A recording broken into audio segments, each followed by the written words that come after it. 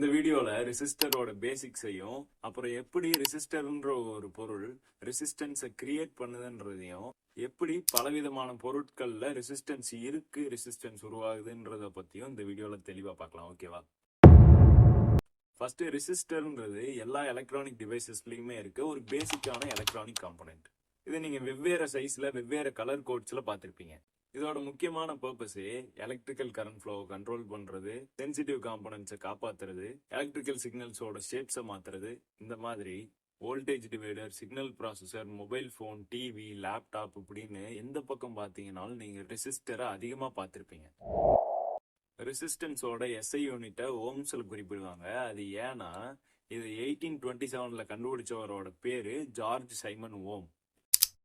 ஆனா எல்லா இடத்துலயும், அதாவது காப்பர், இரும்பு, பிளாஸ்டிக், ஈவன் மனித உடல்ல கூட ரெசிஸ்டன்ஸ் இருக்கிறப்போ அந்த ரெசிஸ்டன்ஸை ஒரு காம்பனன்ட் மூலமா தர்றதுக்கு காரணம் அந்த வேல்யூ ஸ்டாண்டர்டா இருக்கணும்னு தான். அப்படி இருக்கனாலதான் நீங்க பார்த்துட்டு இருக்க இந்த வீடியோ ப்ராப்பரா பிளே ஆகுது. அதாவது டிஸ்பிளே சரியான அளவு பவர் கன்சியூம் பண்றது, பேட்டரி கரெக்டா சார்ஜ் ஆகுறது, இந்த மாதிரி விஷயங்கள்லாம் சொல்றேன். பார்ட் 2, எப்படி ரெசிஸ்டன்ஸ் உருவாகுது. ஒரு கண்டக்டர்ல நிறைய ஆட்டம்ஸ் இருக்கும். நம்ம பவர் கொடுக்கறப்ப எலக்ட்ரான்ஸ் இருந்து வெளியே வரும்.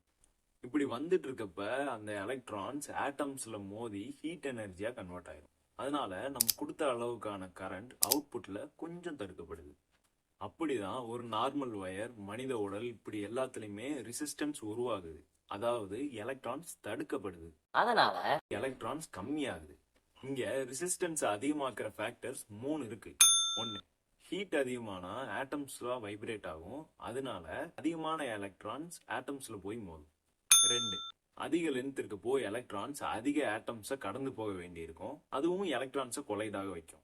3, அதிக ஆட்டம்ஸ்ன்றதை விட அந்த பொருளோட அட்டாமிக் ஸ்ட்ரக்சர் எவ்வளவு ஈஸியா எலக்ட்ரான்ஸை வெளியே போக விடுதுன்றத பொறுத்து தான் ரெசிஸ்டன்ஸ். அதாவது நாம கார்பன் அண்ட் அயன் ரெண்டுத்துலயுமே பவர் கொடுக்கறப்போ கார்பன் அவ்வளோ ஈஸியா எலக்ட்ரான்ஸ் அது வழியா போக விடாது, அதாவது தடையை ஏற்படுத்தும். ஆனா அயன் ஈஸியா எலக்ட்ரான்ஸை போக விட்டுரும்.